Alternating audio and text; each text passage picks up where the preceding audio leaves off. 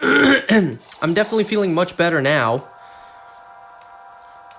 My need to blow my nose all the time is certainly dwindling.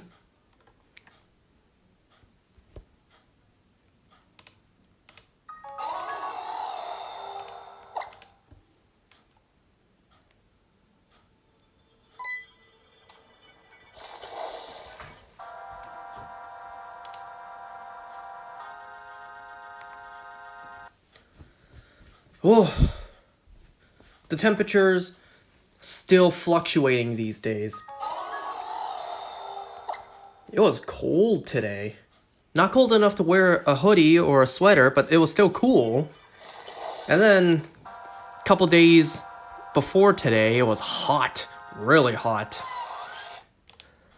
While I like the colder temperatures, it's June. It should be hot. The fact that it's cold in June really should not be a good sign.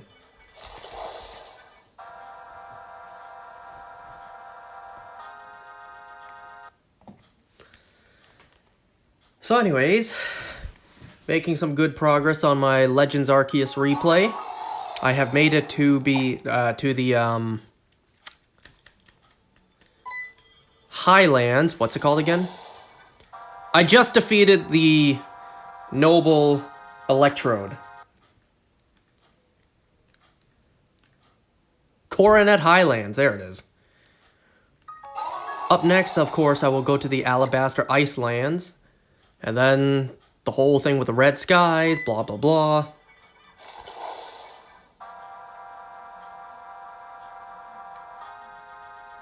You want to know my Legends Arceus team right now? It is definitely the most creative team out there. So obviously, I needed a starter, so I chose Rowlet. I'm not the biggest fan of Hisuian Decidueye, but it is still a Decidueye.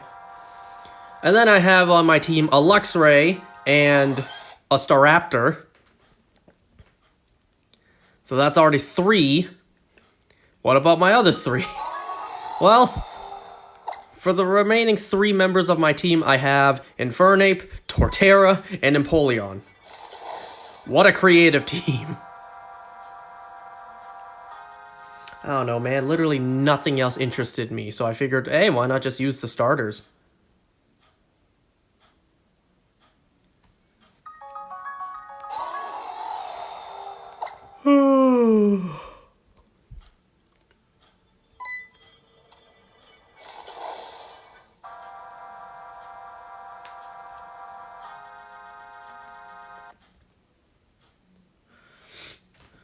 So, last time I talked about all of the Game Fest stuff.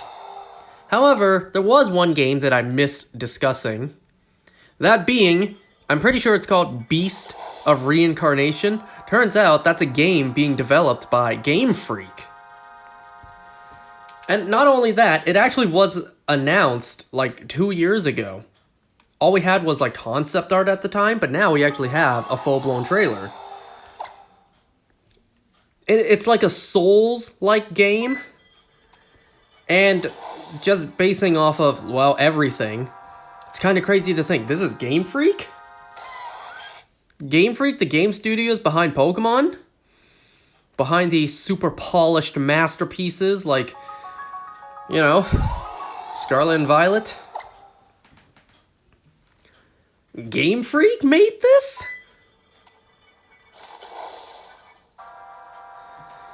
So everyone's thinking, man, Game Freak's been holding out on us. Pokemon games? You're telling me Pokemon games could have looked this good?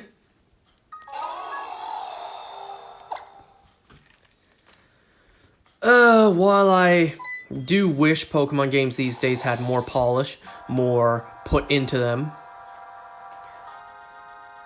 Well, like I said, the concept art came out years ago. That means this game has had years of development.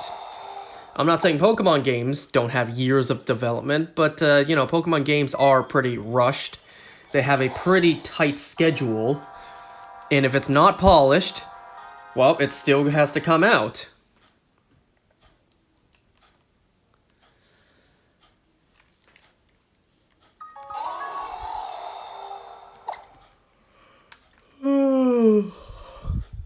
I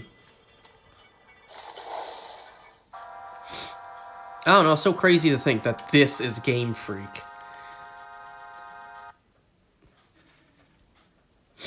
I really cannot play Legends Arceus while I'm doing this. Legends Arceus requires both hands. And I can't reset with one hand while using both hands to play the game. Because now that I've defeated the Noble Electrode, I need to grind until I can get the 5th star ranking so I can move on. I hate this about the game. The fact that every time I quell a Noble Pokemon, I need to grind my ass off, collect enough points to rank up before I'm allowed to move forward. I hate this.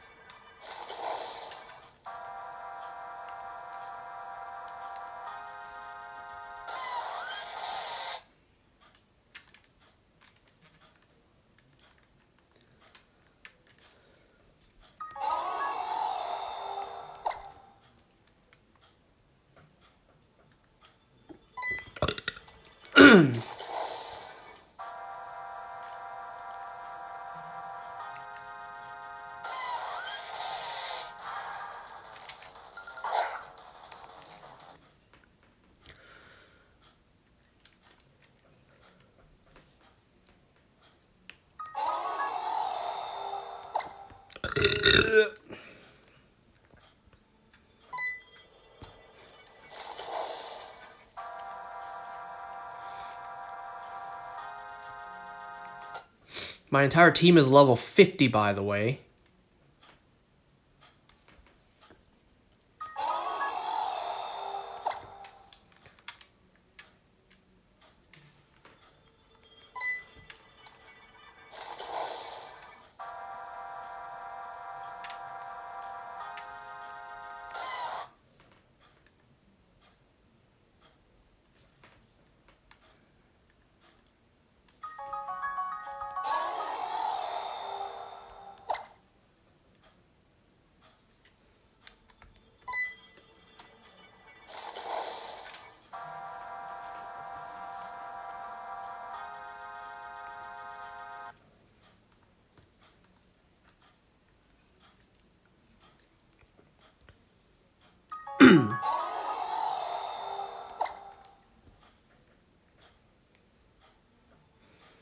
You know, half the time whenever I'm grinding for this stuff, I don't even know what I'm doing, really. I'm just catching whatever I can, battling whatever I can. And I just check if it's enough points, and then when it is enough, great. I get to move on with the rest of the game. You have no idea how much I hate doing this.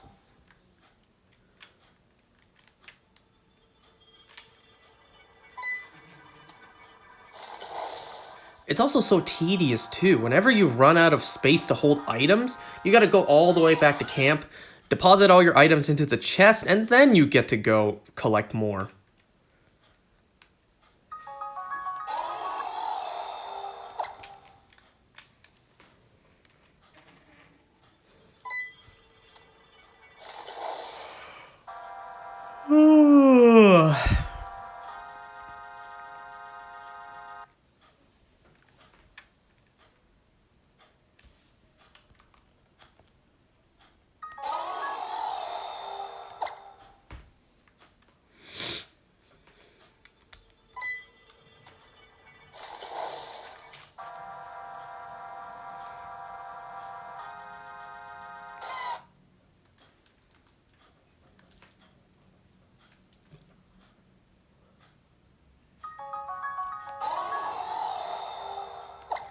How the hell? I just used Flamethrower, which has 100 accuracy, and it missed.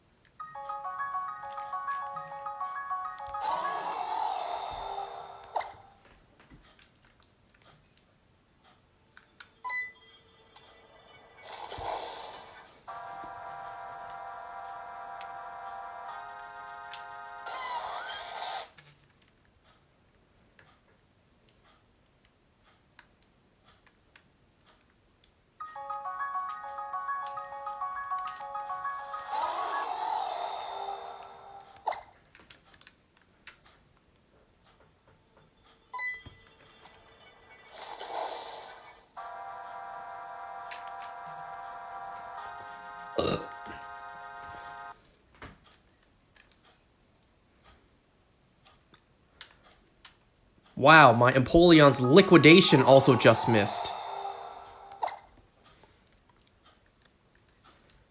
Yep, just checking. 100 accuracy.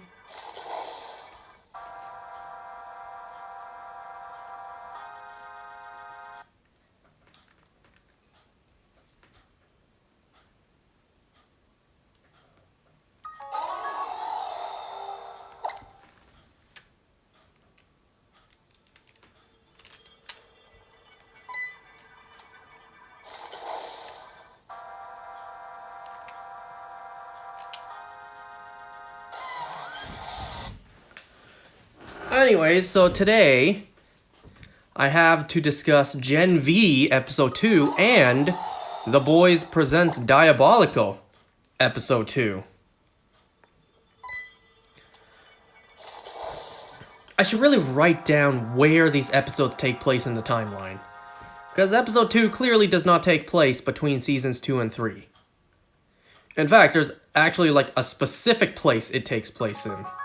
But I need to look up where that is first, because I can't exactly remember which episode it is. But I'll look it up when we get there.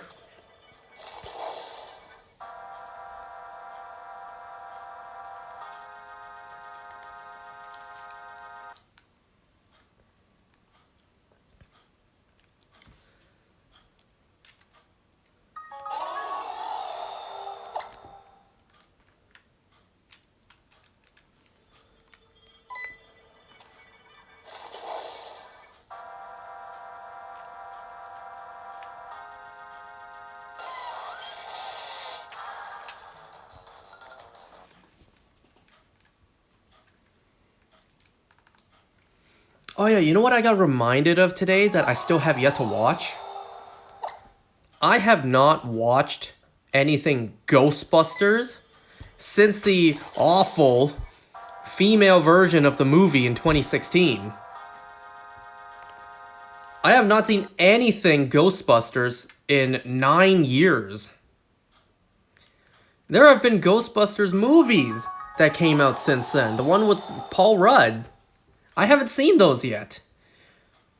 I am a Ghostbusters fan. I liked the Ghostbusters movies back in the day when I watched them.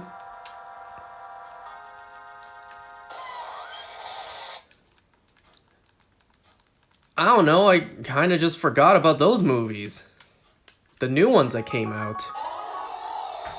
I definitely need to watch those at some point. What was it? Frozen Kingdom? That Frozen Empire? That was one that came out not too long ago.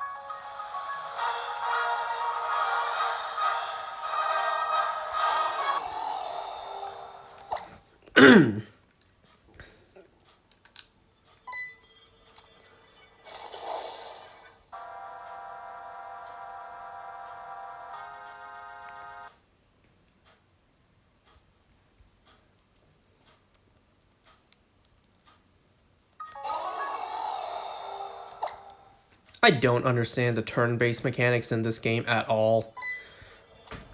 Sometimes a Pokemon can just do 2 moves at once. Even though they didn't use like Agile style, I don't get that.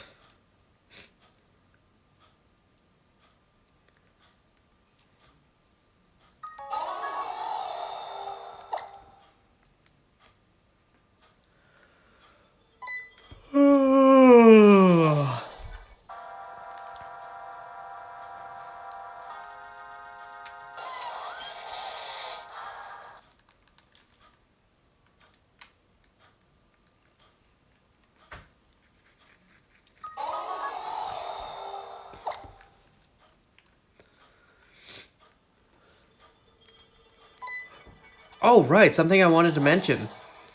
Past couple of days, I've been seeing an ad on YouTube, like a legitimate ad, that Persona 5X, The Phantom Thieves, is actually coming out global soon. I didn't see no announcements of this. When I saw the ad, I'm like, this can't be real, right? I didn't see anything official. And then I took a look at the App Store. Oh yeah, it actually is. It's not out yet. It just says coming soon. And it says, you get the option notify me once it's actually here. So it's not out just yet, and it probably won't be out for a good little bit of time. However, when it is out, cool. Will I play it here? Maybe. I need to figure out how to, first of all, play on my phone, like record it. I need to figure out how to capture footage on my phone, you know? I don't know how to do that.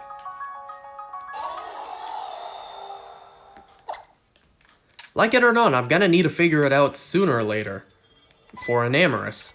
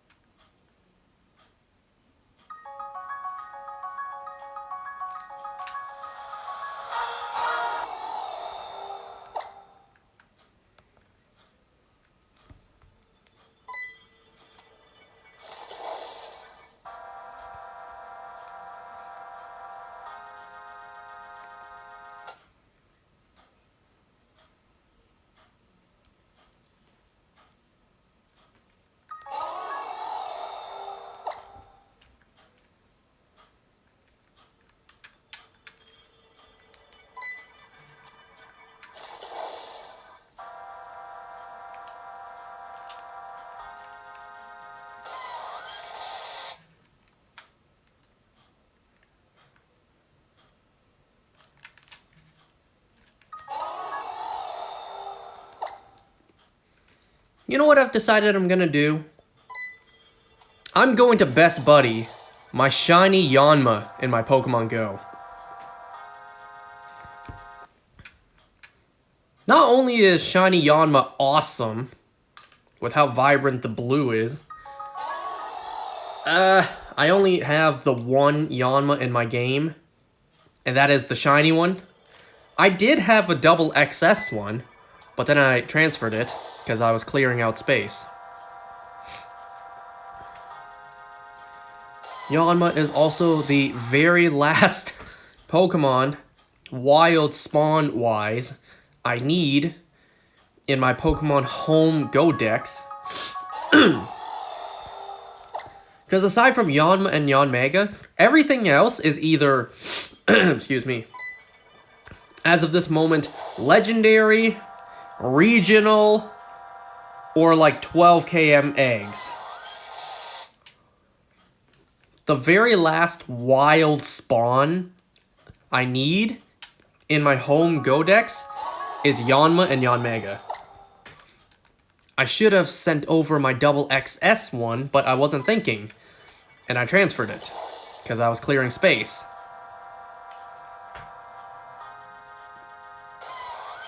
So unless someone can trade me a Yanma, I need to patiently wait for Yanma to spawn in the wild again.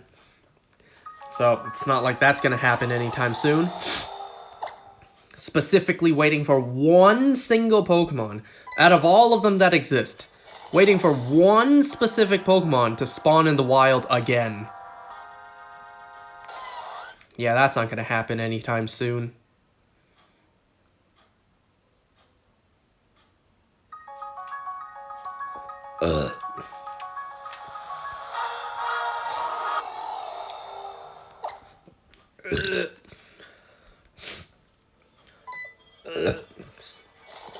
So I'm gonna Best Buddy my shiny Yanma.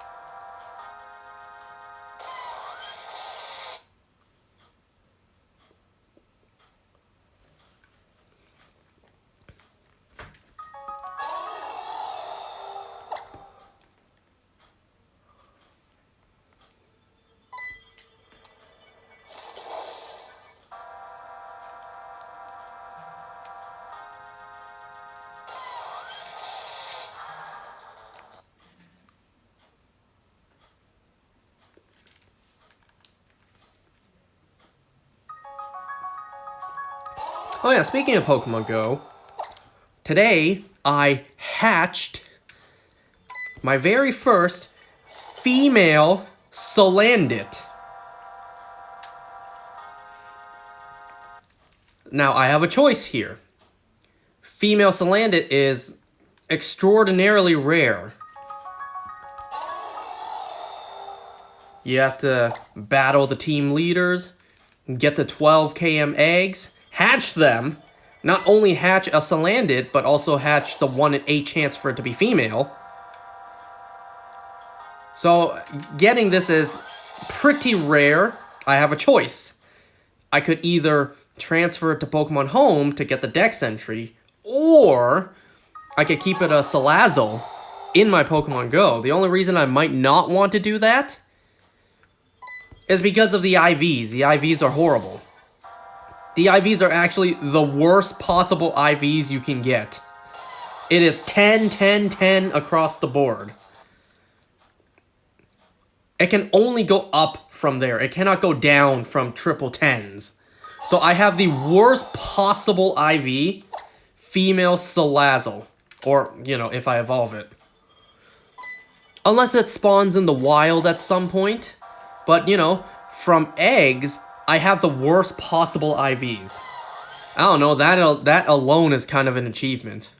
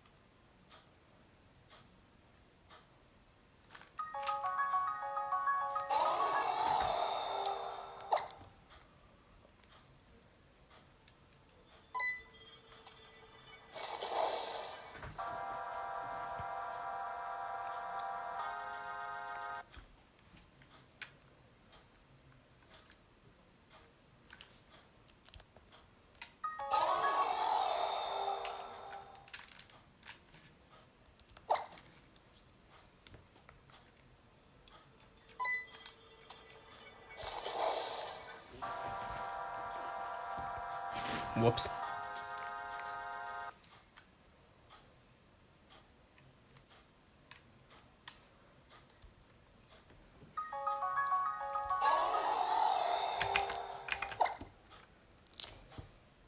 Oh, I did off-center it, thanks to that.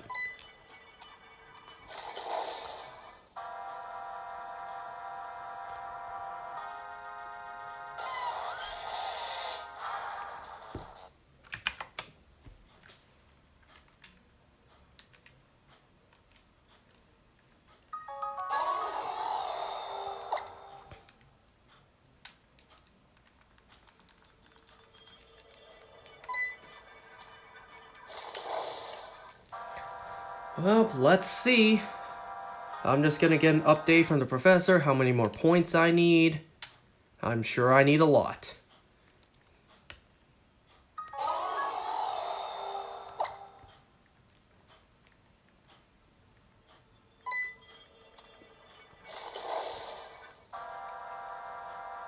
That was only 210 points.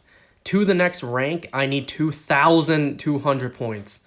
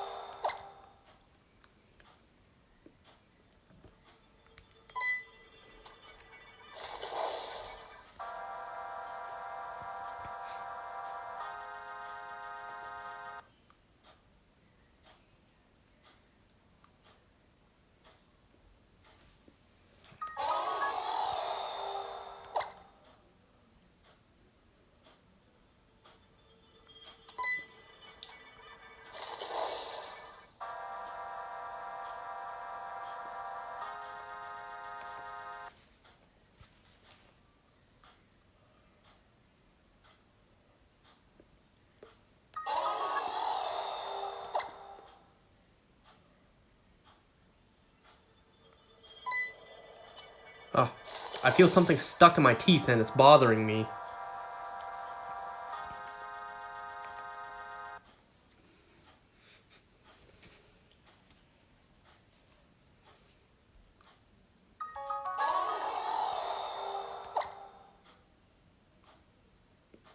Oh, I got it.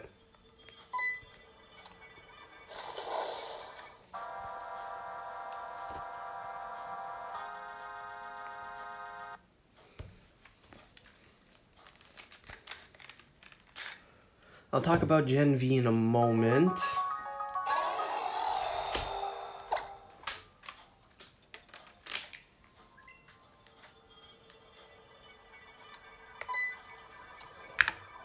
Oh yeah, it turns out that Five Nights at Freddy's Secret of the Mimic is coming out. I see a couple YouTubers already playing it. I haven't yet to watch gameplay. I don't have the means to play the game myself. I don't think... Is it only on PS5?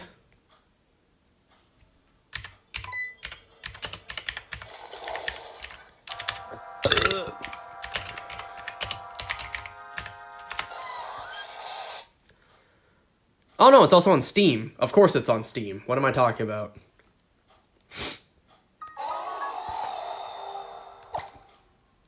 Oh, I see here, initial release date.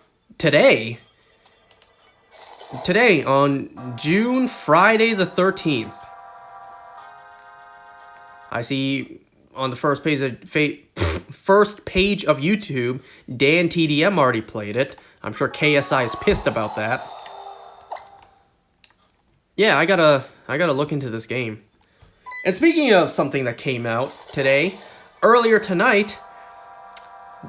Okay, PlayStation 5 and Microsoft Windows. I see that's the platforms it's on. Earlier tonight, we got our final trailer for Squid Game Season 3. It looks crazy. I can't wait. Something like Ironheart, I can wait. I have waited for it, and I can continue to wait. And yeah, we did get a second, probably final trailer for that show as well. It shows incorporating magic with technology. While that's a cool concept, it's Ironheart.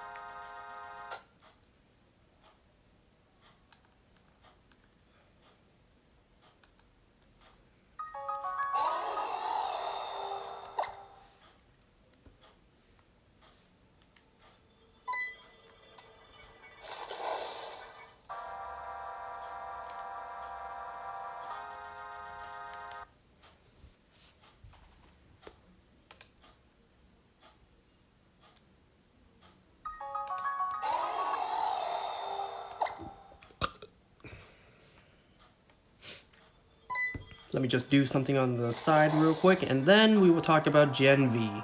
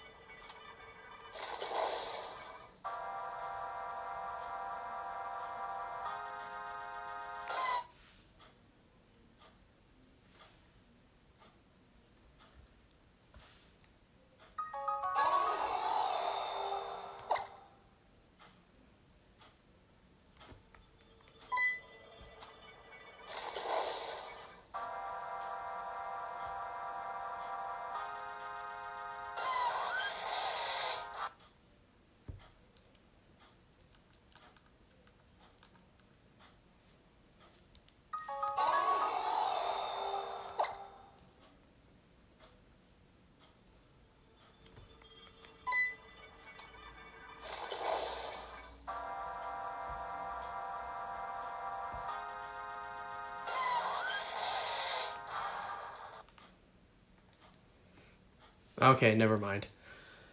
Well, let's get discussing for Gen V. Let me put some sort of soundtrack on.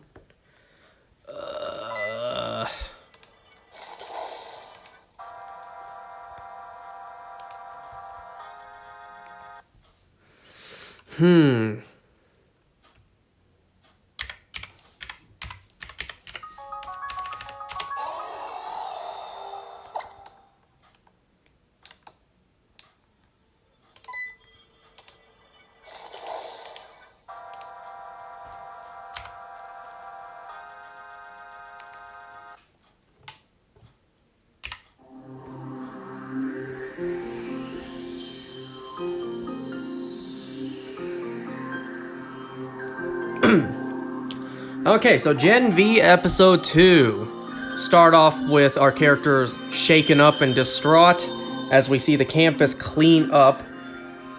Golden Boy's body remains, blood and chunks of meat. We see Andre question his dad throughout the episode, like, did Luke tell you anything? Because Luke's final words were, "Your dad has it."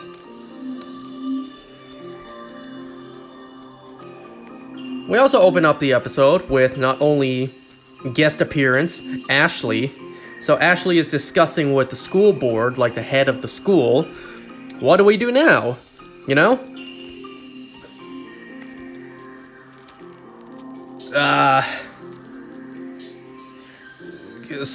Golden Boy was like rank number 1. He was going to join the 7. Now what do we do? So they're gonna make it out as, you know, he was a drugged up junkie who lost his shit. And so they will spin the story. Yep, he lost his mind, but hey, these other students, they fought him. So these students are good. They'll become popular and they'll join the 7 instead or whatever. They'll get high rankings or whatever. Oh god, I gotta look up the cast name.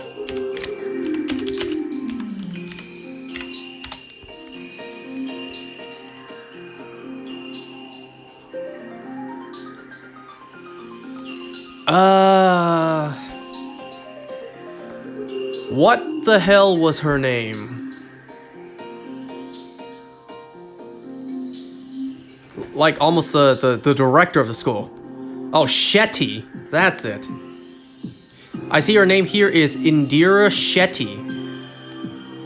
So yeah, Shetty was just like, don't you trust me? I was hired to problem solve, and that's what I will do.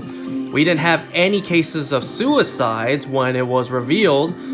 Children weren't born with powers, they were given powers, right?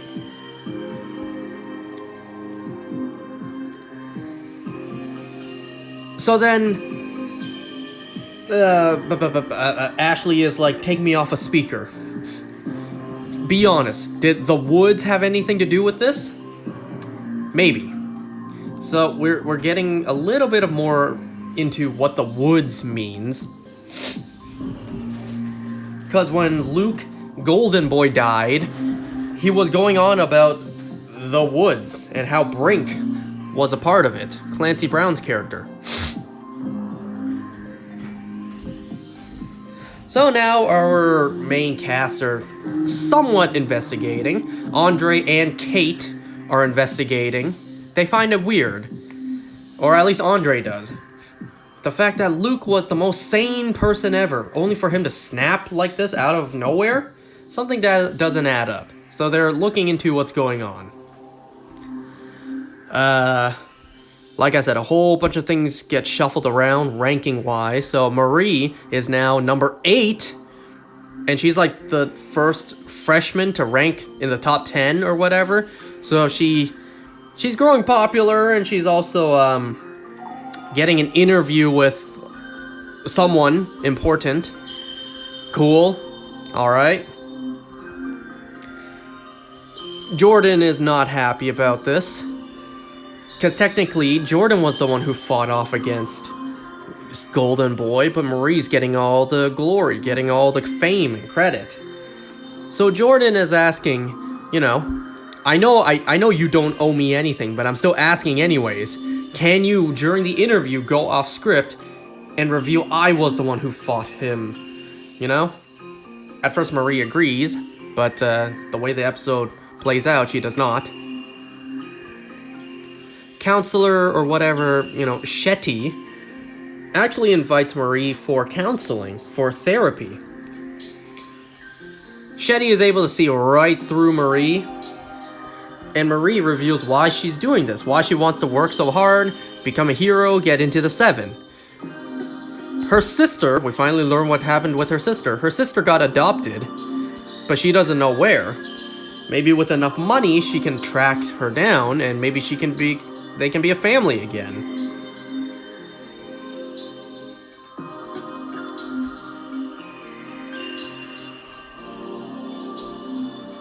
So we get this stuff with Emma. She's taking like an acting class, and hey, the professor for the acting class is the director guy from the boys' main show.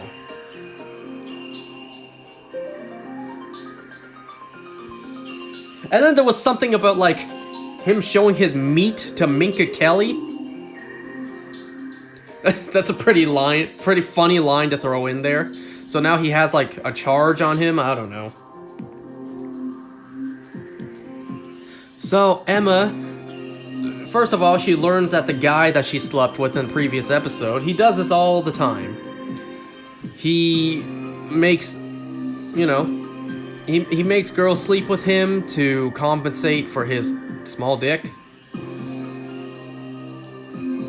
Because he did do that in the last episode. He was like, tell me it's huge. Tell me I'm huge. That kind of thing. It's like, yeah, dude, you're huge. Totally. Anyways, she teams up with this girl, Justine. They get high, they talk. Emma reveals that in order to shrink, she needs to fast. She needs to throw up, and that makes her shrink. Well, Justine, live streaming or whatever, posted it online. And Emma is distraught, because now she's being made fun of for throwing up, purposely inducing throw up so that she can shrink. Gee, I wonder what metaphor that is for.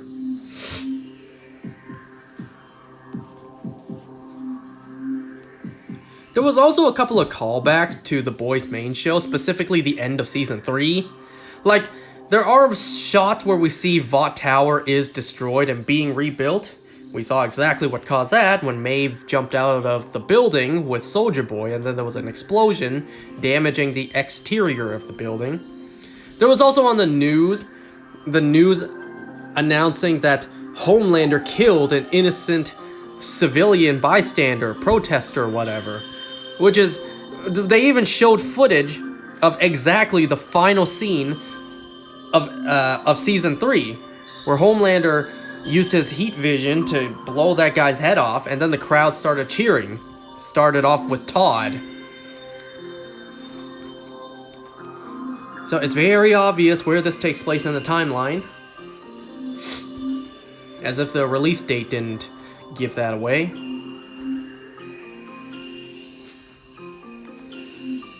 Let's see, Marie, though, not only is she now top 8, she was also given a phone and a bunch of other stuff. She was given like a V-Pod, V-Laptop, V-Vibrator, I don't know. This school is all sorts of messed up.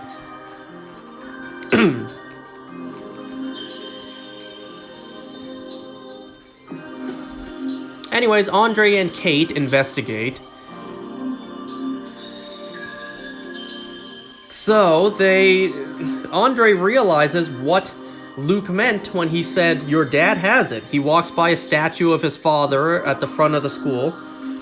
Whatever he has must be inside the statue. So Andre opens a hole in his father's statue's crotch, reaches in, and sure enough, there's a phone in there. My question is, how did Luke get it in there?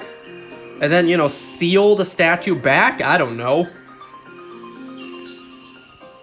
So on the phone, it was technically Luke's final message. Like, if you're watching this, then that means shit went south. And then he reveals that his brother is still alive.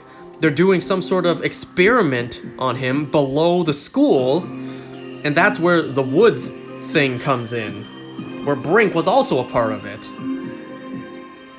Andre investigates further. He looks into the files at, like, I think, Brink's computer? I think it was Brink's.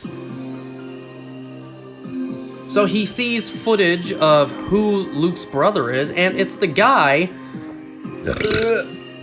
who was running around crazy and was detained in the last episode. We also get a glimpse of what's going on under the school. Poor Sam, that's Luke's brother's name, Sam. He's being experimented on below.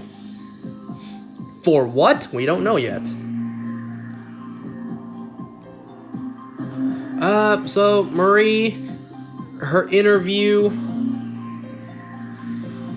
the interviewer, whatever her name was, reveals that she actually found her sister. Found out where she is, got an email, like, requested comment. Marie's just like, you have contact with my sister? Can I have the email? And the interviewer's just like, oh, I'm sorry, your sister doesn't want anything to do with you. So Marie breaks her deal with Jordan, or breaks her promise, and does not announce to the world that it was actually Jordan who fought off Golden Boy. But instead, Marie followed the script, followed the teleprompter. And, well, yeah. I'm amazed how close the two actors look, playing both versions of Jordan. And Jordan, for some reason, just swaps back between genders all the time. Like, you know, he, she, they can't just pick one and just stick with it. For some reason, Jordan will just swap genders between sentences, like mid-conversation. For some reason. I don't know why this person just doesn't stick to one, like, for the full conversation, and then when he or she needs to make their point, then swap. Like, why swap halfway into a sentence? I don't get it.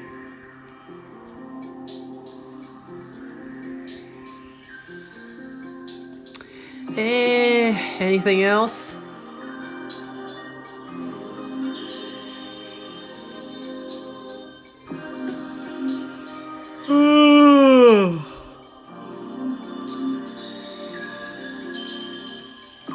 We also see, I think for Kate, her powers to make people do what she wills kind of has a strain on her body, on her mind. The more she does it, she, like, starts to seize up.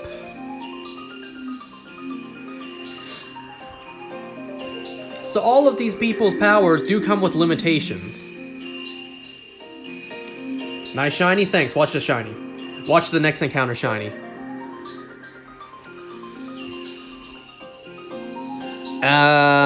Is there anything else from this episode?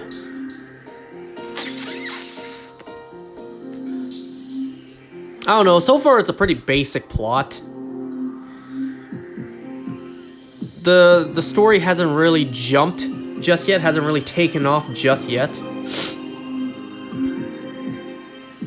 You know, a part of me is thinking, like, alright, we get the basic idea of the plot. The school is doing some shady shit below, experimenting on students. They need to figure a way to stop it and expose them, and also make it out alive. And also explain why this is going on and what the purpose is. Though also setting up some sort of conflict, some sort of storyline for Season 2, because we know that's on the way. And also how it ties into the larger overall boys universe. I don't know, the story seems relatively simple so far. I'm sure throughout the season it's gonna get bigger and bigger. But for now it's like, how are they gonna extend this to 8 episodes? I'm sure they'll find a way.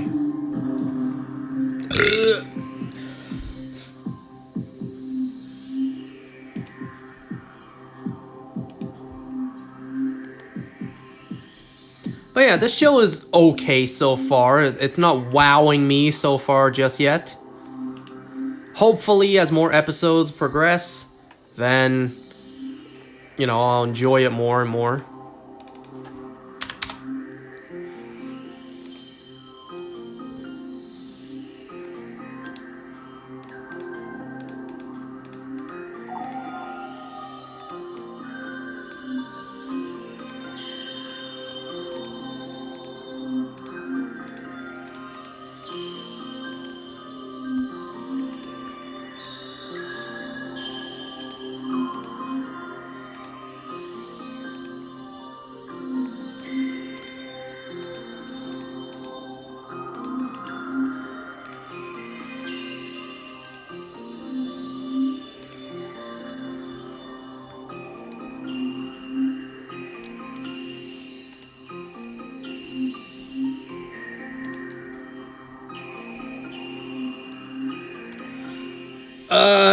I'm really trying to think. Is there anything I missed from this episode?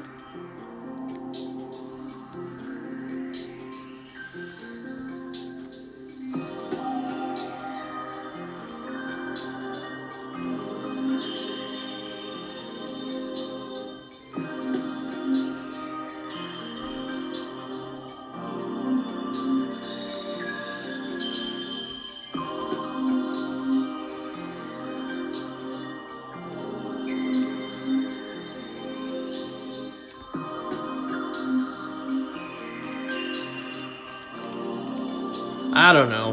Whatever. If nothing else, let's move on to The Boys Presents Diabolical Episode 2. So this episode, unlike the first episode, actually has some voice acting, and the art style is completely different from the first episode. This episode was actually similar in art style to Rick and Morty.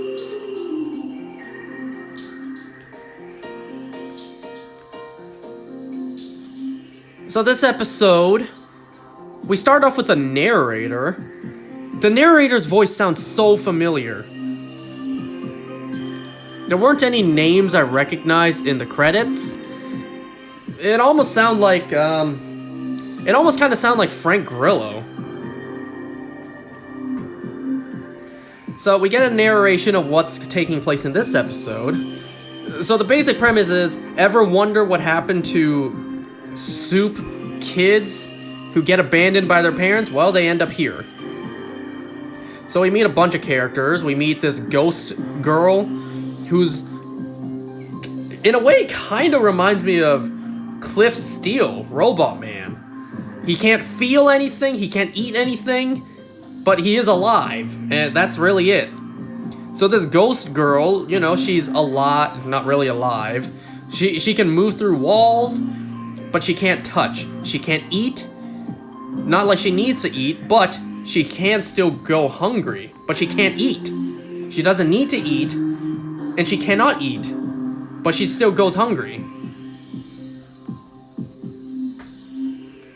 So this episode, we see where a bunch of the rejects, like where they end up. We get a bunch of characters like, I forget all of their, like, you know, code names.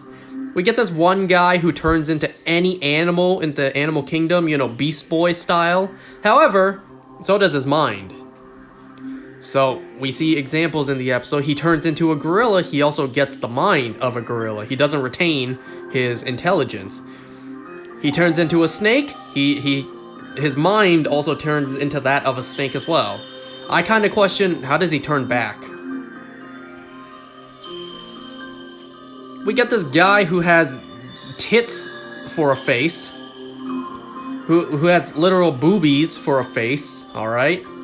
Got this guy whose scrotum lights up and heats up, alright? Got this girl who has sharp teeth and can bite through anything. I think there was a character named Giant, and he's just Giant. And, like, his best friend, Human Tongue, where this person is just all muscle, no bones. Anyways, wait, I just saw Alpha Rad vid on the PID Pokemon ROM hack. The what hack? Alpha Rad.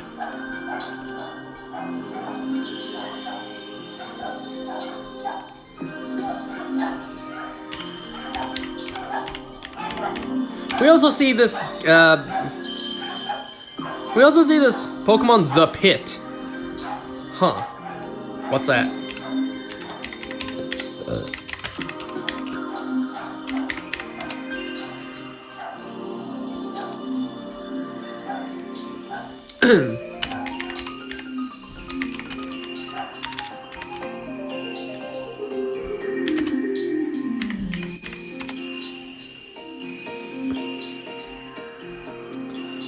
You get 100 levels of Pokemon, and you have random Pokemon to play through the levels.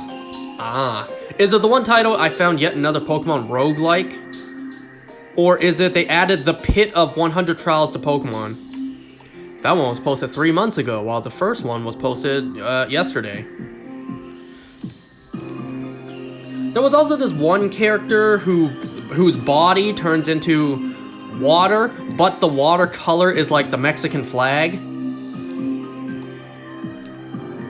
So we get a bunch of rejects, a bunch of people whose parents abandoned them because their soup powers wasn't great. It was more of a nuisance, a burden to their lives had they kept their kid. And then it's revealed on the news that children are not born with powers. Their parents gave them Compound V. So that puts a very clear point in where this episode takes place. The moment Compound V was revealed to the world publicly. Now, I forget exactly which episode that was.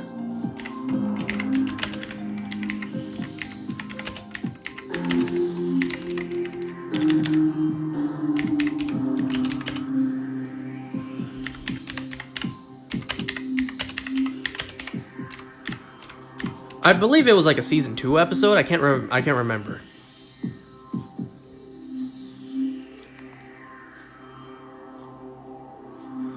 All right, real quick on Google. The revelation of Compound V to the world happens in the season finale of The Boys, specifically episode 8 of season 3. Was it really season 3? Wasn't it season 2? Didn't the world know about Compound V in Season 2? This is when Starla and Huey exposed the truth about Compound V during a live broadcast. They revealed that superheroes aren't born with powers, they are made through Vought's Compound V serum. Wasn't that Season 2?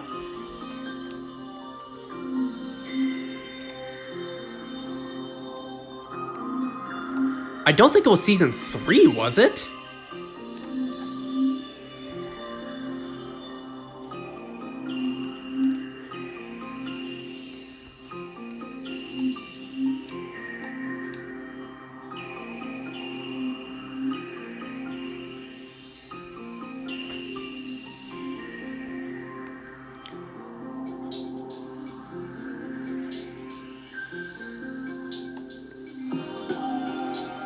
I'm pretty sure that was Season 2.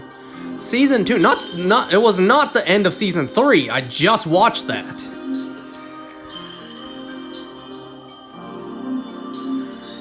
Anyway, so whichever episode what it was in Season 2, when Compound V was revealed to the world, it happened right after that. Because in this episode, we see the news broadcast show Compound V and reveal it to the world that children aren't born with it, their parents inject them with it. For a hefty payment by Vought. So our cast of characters gets angry because they could have lived normal lives. Their parents wanted riches. Had their kid gotten, the desirable powers. But because these kids got powers that were bad, well, their parents abandoned them. So our characters are very angry, so they hunt down, they escape, and first of all, they go to this person who is behind the orphanage thing for Vought. So they go to him. They find the documents of where their parents' addresses are, and it's just in a hole in the wall. There was a character literally just named Papers. He can control papers and know what's on paper, but there's so much sheets of paper there that Ghost actually found it at first, and it's just in a hole in the wall, like behind a painting. Alright, this person kept physical papers of where the parents' addresses are written. You would think that would be in a computer instead of literally written down on a stack of paper. Not even in a safe in the wall, literally just in a hole in the wall, but whatever. So, our characters go on an absolutely brutal killing spree, just going house to house, murdering each of their parents. Oh yeah, there was one person whose power is going super slow. The narrator was like, he probably pisses his pants before he makes it to the bathroom. So all of our characters seek revenge on their parents, one at a time, killing them. So the one who moves really slow, he's just like, son, what are you doing here? I'm killing you. As he slowly moves his hands closer to strangle his father. And for some reason, the guy did not move. He's just like, oh, you're trying to kill me. You're trying to strangle me. Oh, yes, it's getting tighter. Your hands are getting tighter around my neck. Wait, it's too tight now. And then he just lets himself die. Like, what the hell? All right.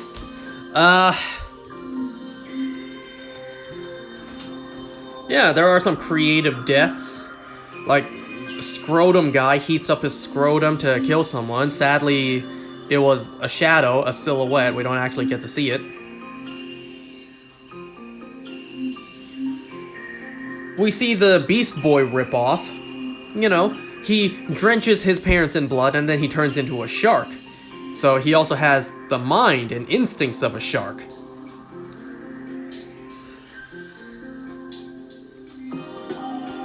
Well, Ghost, she confronts her father, who is grabbing a drink from the garage fridge, because, you know, everyone has a fridge in their garage. I'm not joking, I actually do. It's more of a freezer, not really a fridge, but that's besides the point. So yeah, by killing Ghost's father, I think it was that tongue person, that person who's all muscle, no bone, wraps themselves around her father, and then the guy who moves really slow just slowly moves the knife in through the side of his face, so he gets to feel the pain slowly as the knife goes into his face, cuts off his tongue as well.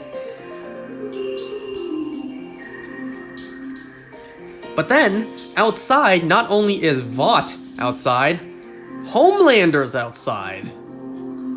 I thought we were gonna hear Homelander speak, but no, Homelander, he just shows up, laser eyes everyone, killing everyone, except Ghost, because, you know, his laser vision can't touch Ghost, so she can't be killed. It turns out Ghost's mother called Vought, because of all the screaming. Ghost is just like, oh wait, her mother was just like, I wish you were never born. And Ghost is like, me too, mother. I will be back for you someday. We also see the narrator as well, like throughout the episode. We see him twice. He kind of looks like Captain Underpants. His superpower is to know everything, so he narrates everything. So at the end, his narration is just like, now that they have revealed the addresses of all of their parents, why wouldn't the narrator also pay his own father a visit? And then just sadistically narrates it all, like, ah yes, the narrator cuts off his father's face and wears it on his own face. Looks in the mirror and finally is like, I'm proud of you, son. We also see blood splatter onto a picture of the narrator. The blood goes over his mouth in the shape of a smile, Joker style. And for the most part, that's it. All our characters died except for the narrator and Ghost. Homelander showed up to kill all of these characters.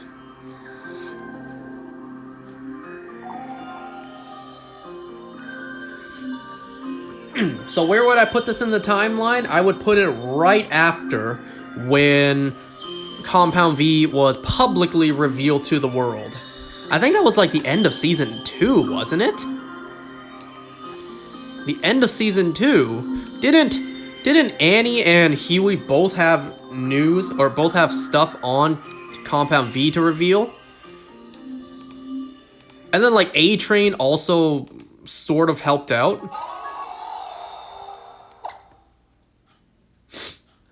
Whatever. I may need to look up where that happened.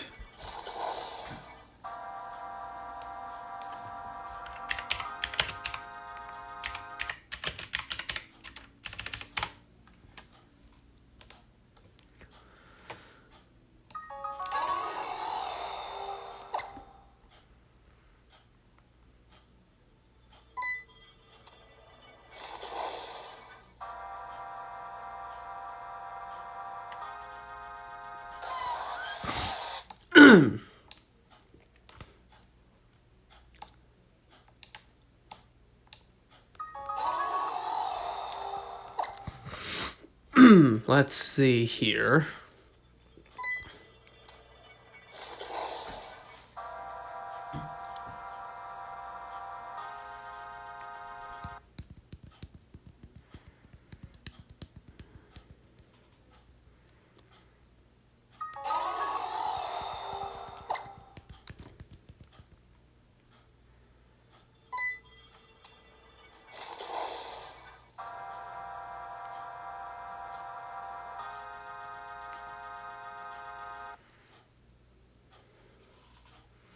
Yeah, this is a lot to read for me to figure out where Compound V was revealed.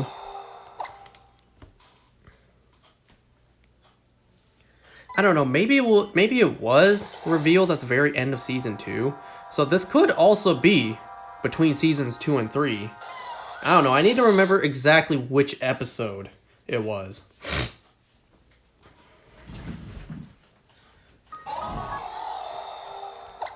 You know, it doesn't really matter if this episode is canon or not, because, you know, Homelander could easily just fly to a random house in a suburban neighborhood, laser beam a bunch of freaks in the garage, killing them all, fly off, and never talk about it.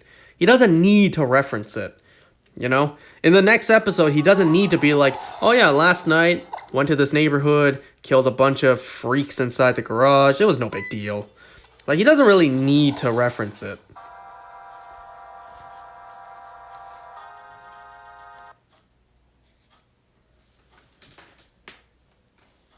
When are we getting those spin-offs, by the way? Stuff like The Boys Mexico, The Boys Vought Uprising. When are we getting those?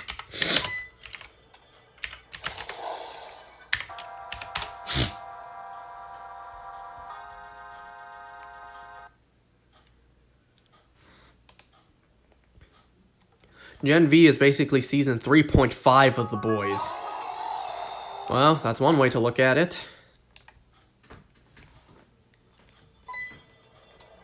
I'm not gonna lie, I was really put off of watching Gen V. That one stinking line in the trailer really made me like, oh, now I don't want to watch this.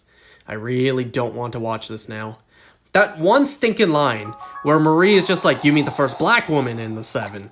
It's just like, man... Out of all the lines, you have to remember, out of all the dialogue, all the lines they could have put into the trailer, they chose to put that one. Not only that, they chose to write that into the show. Just like, oh, you know what?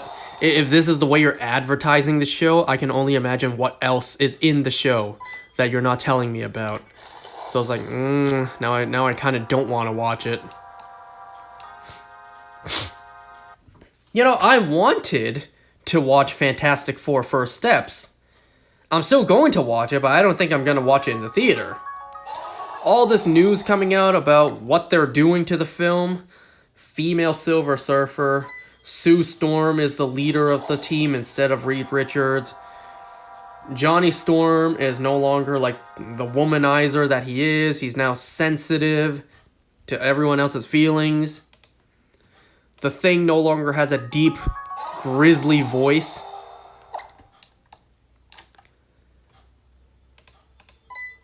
And I also heard rumors. Who knows if these rumors are true or not? There's a very good chance they are true, but they are just rumors. That a bunch of actors were approached to play Reed Richards. However, ultimately, it was Pedro Pascal who was chosen because the cast was too white. So they picked someone who's not.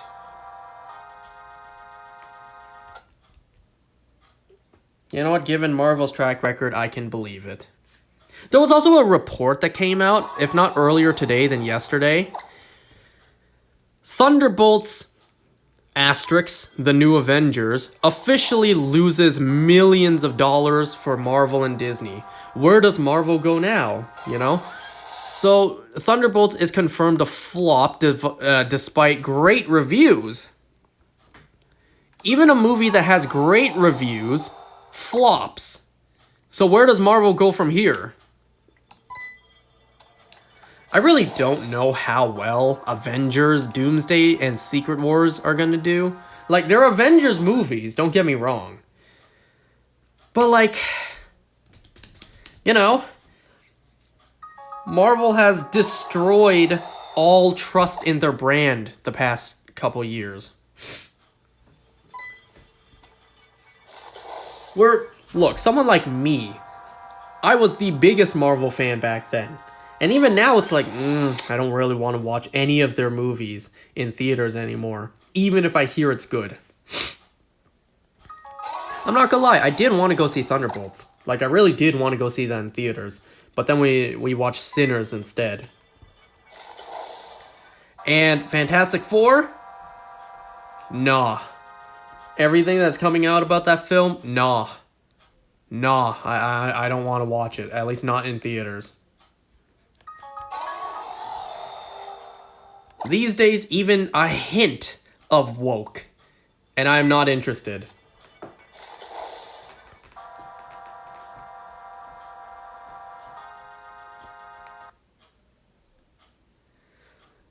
Like, I really am worried about specifically the Avengers brand. Because if Doomsday and Secret Wars flops, that's a big problem. We already have a big problem. That's a really big problem. If the Avengers movies flops. No, not counting Thunderbolts, the new Avengers. No. Like, literally, being advertised as a brand new Avengers movie. And you know damn well, whenever the trailer comes out, they're gonna really show off RDJ as Doctor Doom. They're gonna show that the X-Men are back. We will probably get a scene in the trailer, a quick scene. Avengers charging towards X-Men. Like they're about to fight, but then it cuts away, you don't see them fight.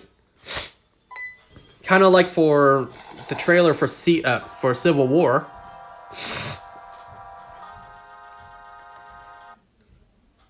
Like, the general public, they don't know about all this woke crap.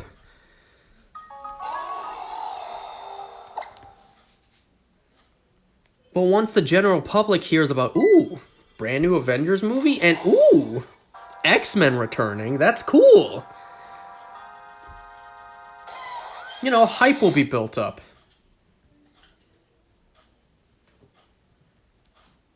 So I'm really worried. If Doomsday flops, then that's a really big deal. That's a really big problem. I don't know if it's going to reach 1 billion. You know? I'm hoping that the movie will at least break even. Like, if anything, I'm hoping that Marvel and Disney, the Avengers movies, will at least break even. And that's kind of crazy to say these days. In the past, an Avengers movie was a no-brainer. It was going to break even. It may even reach 1 billion. But these days, we're worried, like, will an Avengers movie even break even? Or at least that's my concern.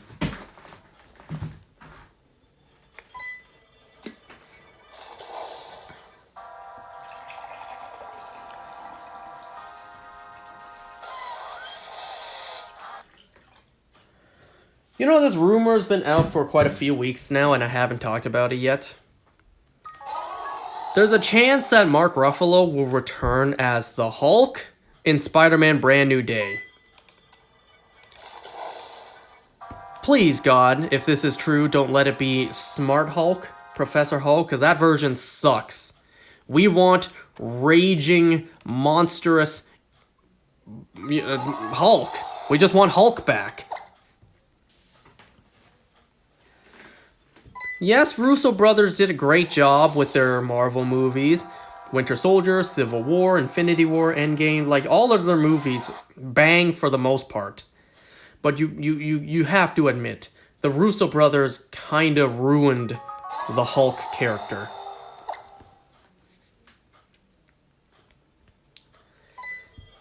I think their reasoning was they didn't know what to do with the character, so they just dumbed him down to nerf him. It's like, what do you mean you don't know what to do with him?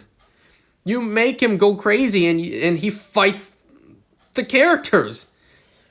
We never got to see Hulk fighting Cull Obsidian, nor did we ever get to see Hulk get a rematch with Thanos. That would have been hot. But we never got that.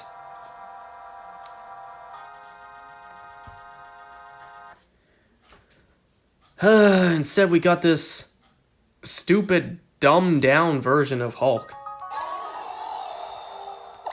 And that's kind of crazy to say dumbed down, because he's technically smarter now. But the character's awful.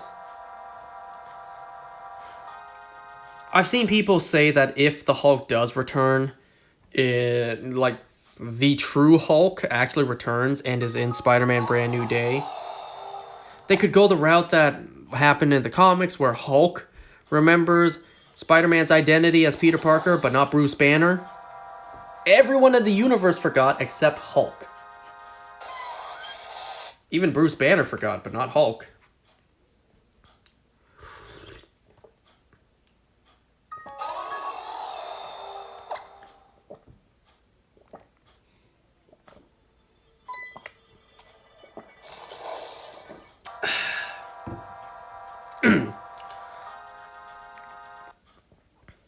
I don't remember all the details.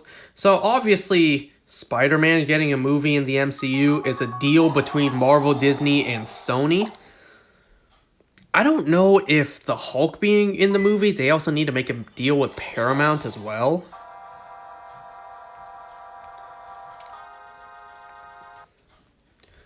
I can't remember, because they need Paramount's permission to make a solo Hulk movie. I can't remember if Marvel Disney has the rights to use the Hulk in other movies, just not his own solo movie. That's why we get the Hulk in Avengers movies. We also get the Hulk in Thor Ragnarok. We don't talk about Hulk and She-Hulk.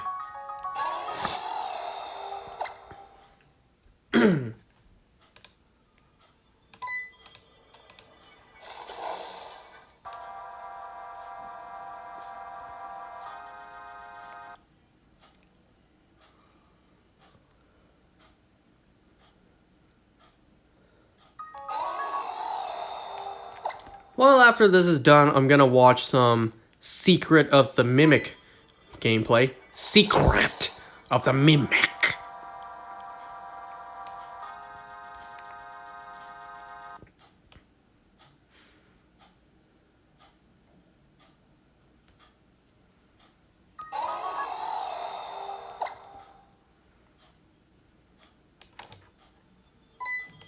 Oh yeah, did you guys hear about the fact that the internet kinda went down yesterday? Mudahar made a video about it earlier today.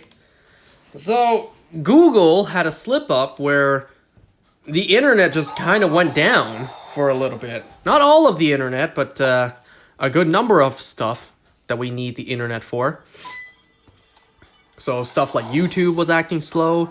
I think like DoorDash or whatever, something food ordering related was down. I could not open Pokemon Go or TCG Pocket, so those were down as well. Something like Spotify was down. I don't use Spotify. So a bunch of things relating to Google were down yesterday. Just shows, like, I've seen everyone point out, it just shows how fragile the internet is. And that's kind of a downside when it comes to stuff that rely on an internet connection. If the internet's ever gone, just poof, gone, then all of this stuff that we use is gone as well.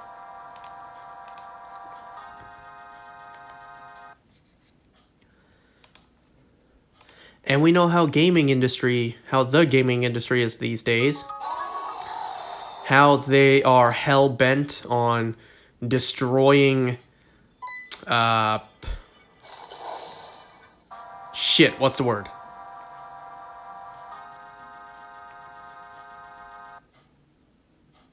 Shit, what is the word? Preservation, there it is. How they're hell-bent on destroying preservation. You know, you don't own the games you buy. And, you know, they just have a boner for online connectivity required all the time. So if you don't have internet, you can't play, even if it's a single-player game that doesn't require internet to actually play. So if those servers ever go down, well, too bad. The game's gone forever. If you paid for it, well, too bad for you. I don't like the way the world is. Why is the world like this? This world is bad. You know? I don't know what kind of poison has entered the minds of Hollywood and the gaming industry. I don't get it.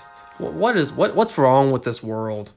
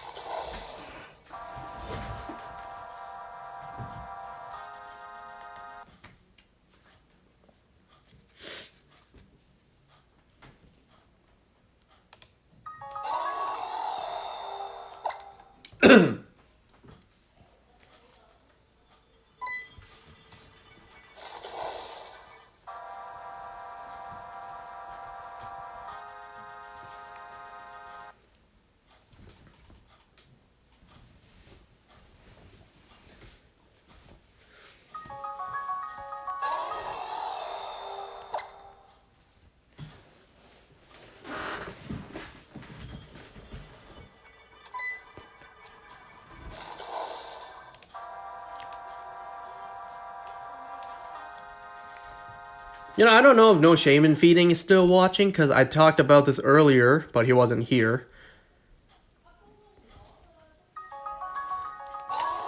Talked about how on the App Store, there's a listing for Persona 5X, the Phantoms, or whatever it's called. So it does seem like it's getting a global release at some point.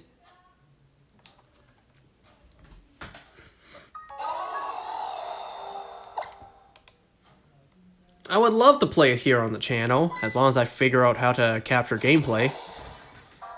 I would also need to put my phone on Do Not Disturb.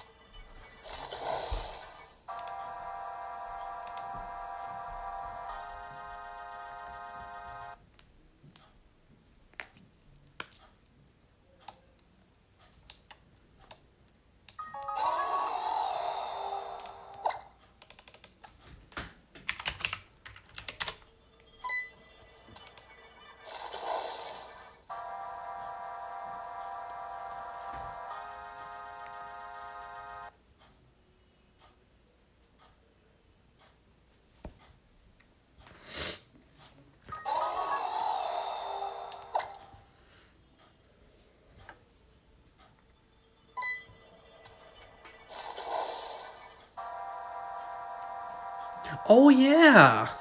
Wasn't there? I'm seeing on 8-Bit Ryan's channel right now. Five Nights at Freddy's cross Dead by Daylight. Oh yeah. Wasn't that announced a while ago?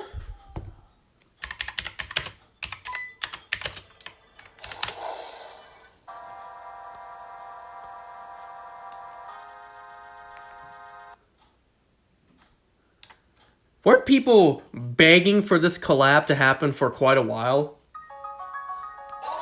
Right. I forgot all about that. The Dead by Daylight Five Nights at Freddy's collab.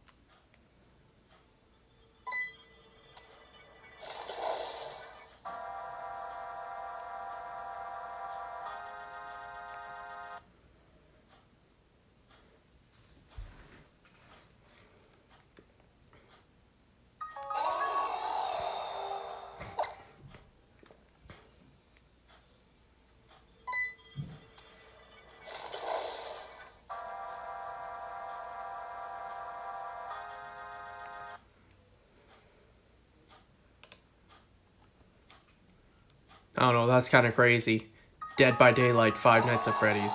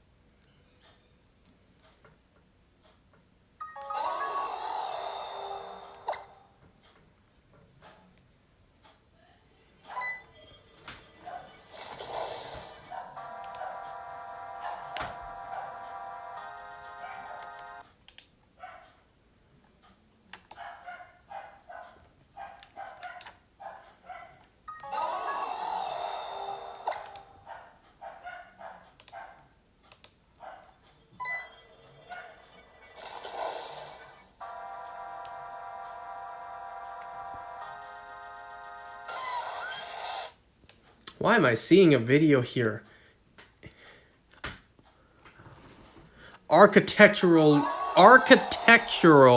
digest inside Michael Shannon's cozy Brooklyn home.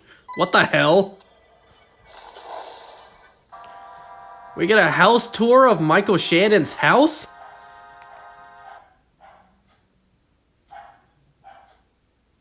That's a wild, random recommendation.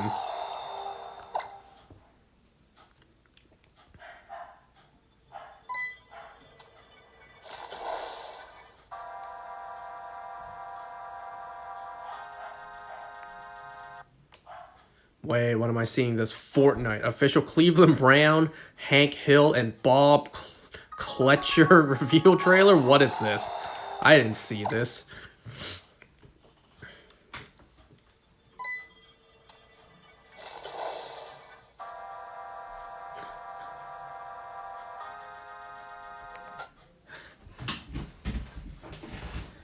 That's funny.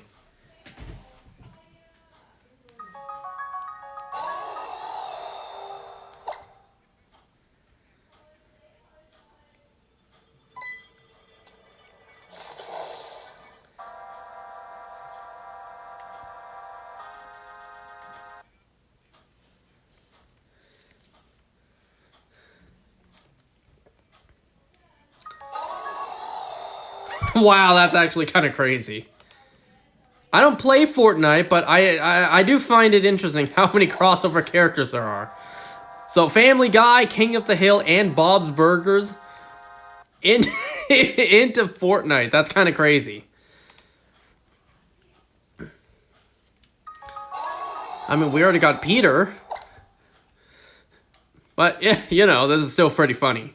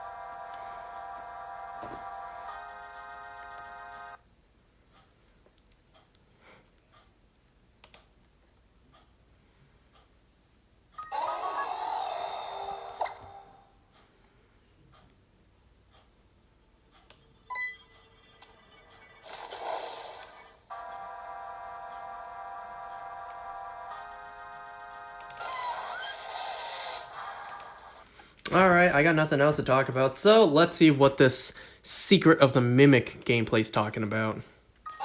I will be watching 8-Bit Ryan's playthrough, because I don't see Markiplier started it yet.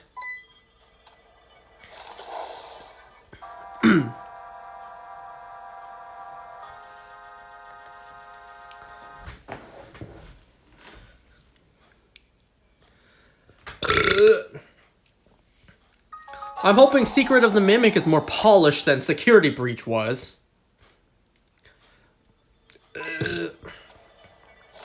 Wait, what was that? There was a warning for the game. Well, not warning.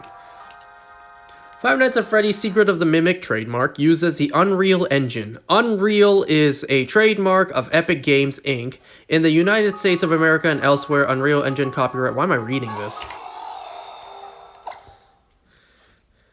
Do games all have that? And I just never noticed?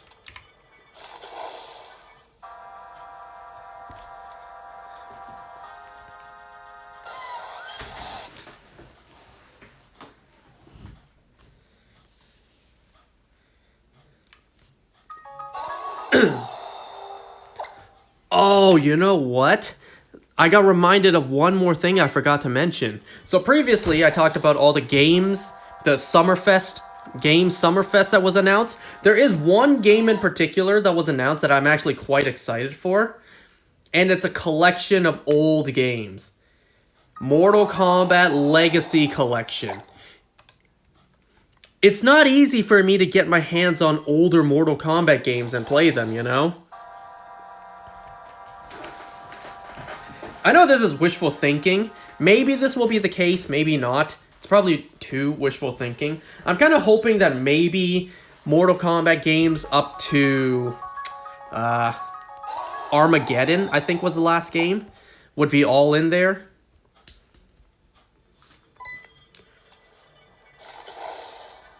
Because it's already been confirmed certain games are going to be in there. Old-ass games. You know, the original Mortal Kombat 2, 3, Trilogy, MK... What was it again?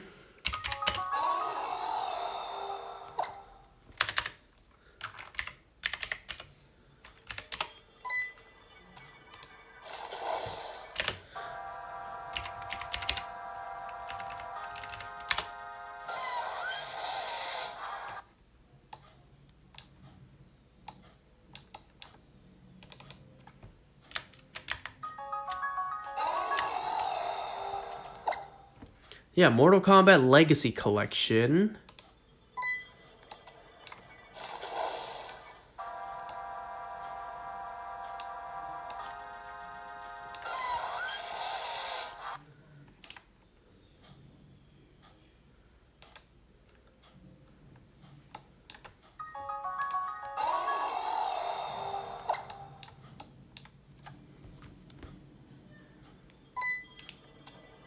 I'm trying to find the list of the games that were already confirmed.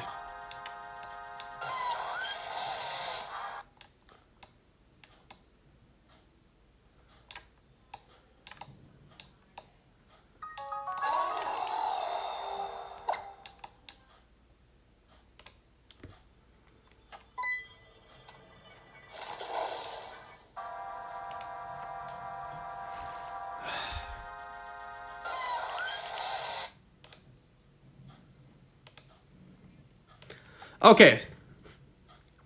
Currently announced games in Mortal Kombat Legacy Collection include Mortal Kombat 1992, Mortal Kombat 2 1993, Mortal Kombat 3 1995, Ultimate Mortal Kombat 3 1995, Mortal Kombat 4 1997, Mortal Kombat Advance 2001, Mortal Kombat Deadly Alliance 2002, Mortal Kombat Tournament Edition 2003.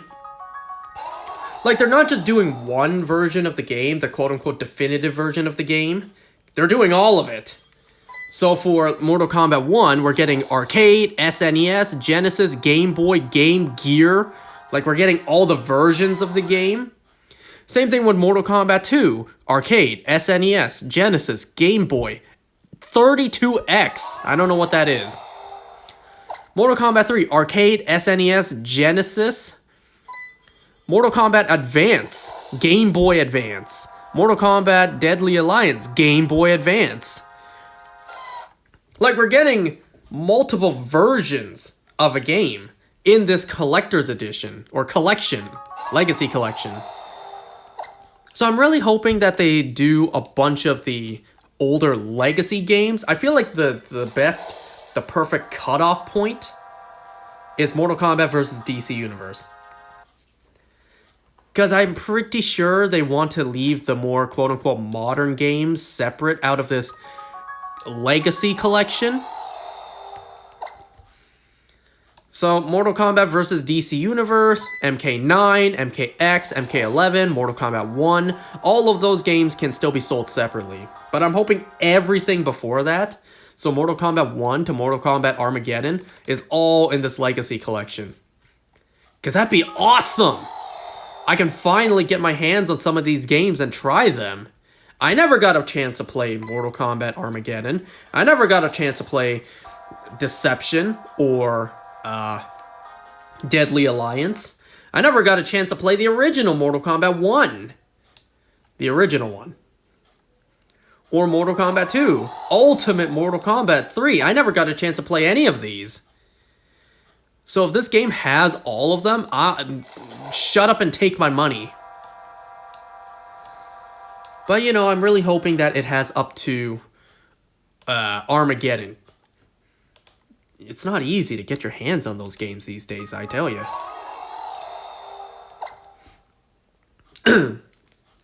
You know, everyone I see online is hoping for Injustice 3. Yeah, I want Injustice 3 as well. How long has it been since Injustice 2?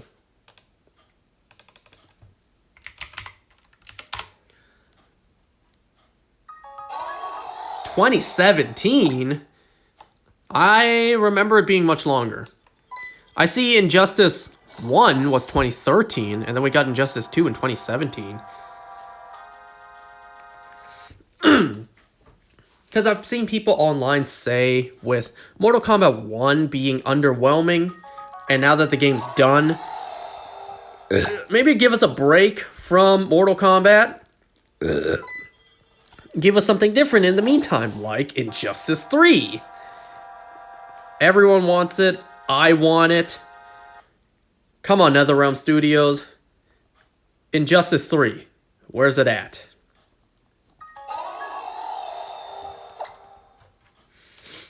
Anyways, back to the video.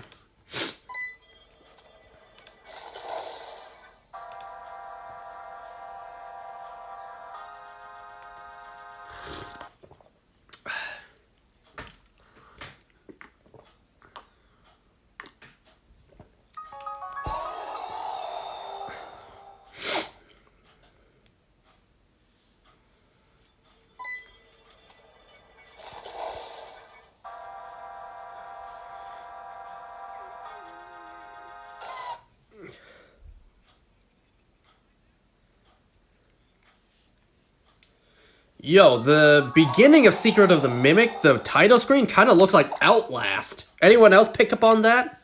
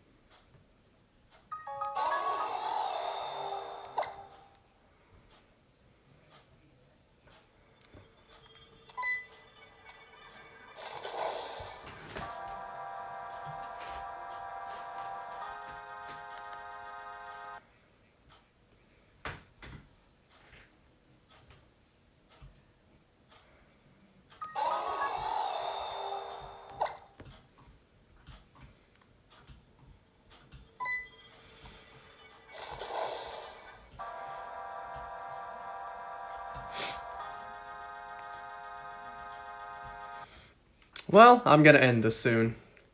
Seems like no shiny tonight, unfortunately.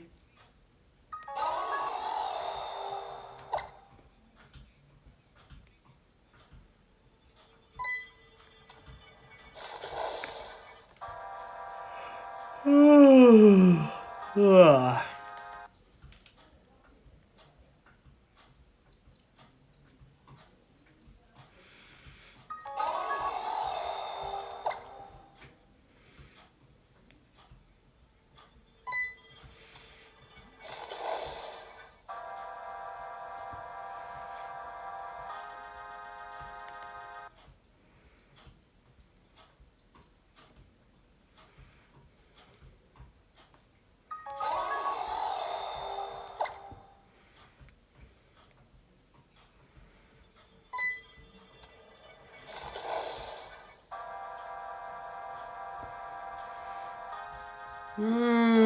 One more reset.